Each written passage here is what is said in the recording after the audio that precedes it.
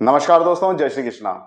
अभी हाल में ही article 370 movie का ट्रेलर रिलीज हुआ है। इस ट्रेलर को मैं जब भी देखता हूं या आर्टिकल 370 के विषय में जब भी मैं सुनता हूं तो मुझे ज्योतिष का एक मिथ याद आता है। मैं इसको मिथ बोल रहा हूं। आप जब भी अपनी जन्म कुंडली किसी एस्ट्रोलॉजर के पास लेकर बैठते होंगे, यूट्यूब देखकर जब अपनी कुंडली का निरीक्षण करते होंगे, तब आपको यह बताया जाता होगा कि अगर आपकी जन्म कुंडली में चंद्रमा नीचगत है, यानी कि नीच की राशि में, वृश्चिक राशि में बैठा हुआ है, या किसी डेबिलिटेड पोजीशन में, यानी कि अष्टम भाव में, षष्टम भाव में, द्वादश भाव में है, या शनि, मंगल, राहु या केतु के साथ है, तो ये आपके मनोबल को गिरा देगा, आपकी इच्छा शक्ति को कमजोर कर देगा, आपके संकल्पों को तोड़ देगा, यानी कि आप संकल्पों पे स्थिर नहीं रह पाएंगे। लेकिन जब भी मैं आर्टिकल 370 के विषय में सुनता हूं तो मुझे इस देश के यशस्वी प्रधानमंत्री नरेंद्र दामोदर दास मोदी की जन्म कुंडली याद आती है। यह कुंडली मैंने नेट पर विभिन्न वेबसाइट के माध्यम से प्राप्त की है, जिसके अंदर वृश्चिक लग्न में चंद्रमा नीच का बेटा, यानी कि अपनी कमजोर अवस्था में। तो इस अवस्था को देखते से ही यह ध्यान आता है कि यह मनोबल को तोड़ने वाली, जन्म कुंडली के और होरोस्कोप के अनुसार यह मनोबल को तोड़ने वाली अवस्था है। और आपके साथ भी यही होता होगा, यही प्रिडिक्शन होती होगी।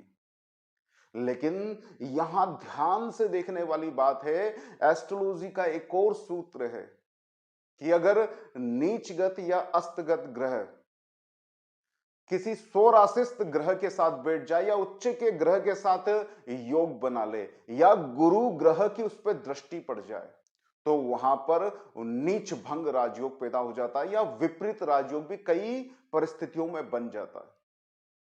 तो यह बिल्कुल उलट और मजबूत फल देने वाला हो जाता है, यह और अधिक राजयोग की तरह फलित होता है।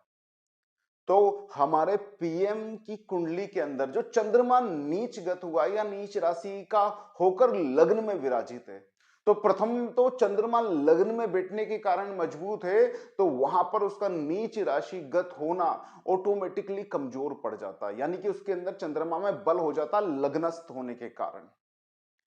फिर वहां पर मंगल का साथ उसको मिल जाता है, स्वग्रही मंगल का, तो यहां पर नीच भंग हो जाता है। और इन्हीं की, हमारे पीएम मोदी जी की जन्म कुंडली में चंद्रमा और लग्न स्थान से चतुर्थ भाव में बैठा हुआ जुपिटर चंद्रमा को फिर से गज केसरी योग का बल दे देता है।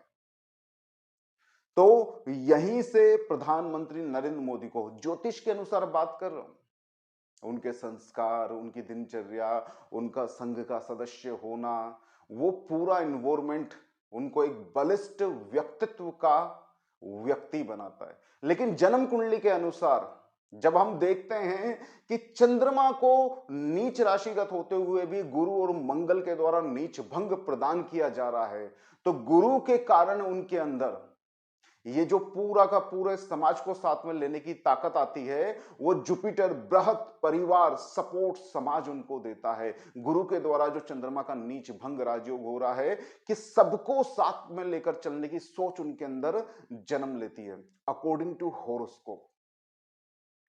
और जो मंगल चंद्रमा के साथ बैठ के वृश्चिक राशि में स्वग्रही हुआ मंगल नीच राशिगत हुए चंद्रमा को जो नीच भंग राजयोग प्रदान करता है, वह मंगल उनको नीति कुशलता प्रदान करता है, संकल्प शक्ति प्रदान करता है, अत्यंत साहस प्रदान करता है और मनोबल देता है। जब भी आपको आपकी जन्म कुंडली में या किसी की जन्म कुंडली में आप जब चंद्रमा को देखें, या जब आपको ऐसी प्रिडिक्शन की जाए कि आपका चंद्रमा तो अष्टम में हो गया है, षष्टम में हो गया है, द्वादश भाव में बैठा हुआ है, शनि मंगल राहु केतु से युति बनाने के कारण कमजोर है, तो आपको मानसिक दुविधाएं आएंगी, आपका मन कमजोर रहेगा, आपकी संकल्प शक्ति क्षीण हो जाएगी। तो एक बार और एनालिसिस करना और देखना, क्या चंद्रमा का नीच भंग हो रहा है? क्या चंद्रमा के द्वारा विपरीत राजयोग की सृष्टि हो रही है? अगर हो रही है तो घबराइए मत, आपके अंदर भी मनोबल होगा, आपके अंदर भी साहस होगा, आपके अंदर भी नीति कुशलता जन्म लेगी, आप भी श्रेष्ठ से श्रेष्ठ कार्य कर पाएंगे। तो ये एक छोटा सा ऑब्जर्वेशन है, आर्टिकल 370 के कारण मुझे याद आया तो आपके साथ शेयर किया। अगर आपको वीडियो पसंद आता है तो इसको लाइक कीजिए, सब्सक्राइब कीजिए, मित्रों में शेयर कीजिए। और भी शानदार ज्योतिष से संबंधित वीडियो देखने के लिए मेरे चैनल को फॉलो कीजिए और वीडियो देखिए। नमस्कार, जय श्री कृष्णा।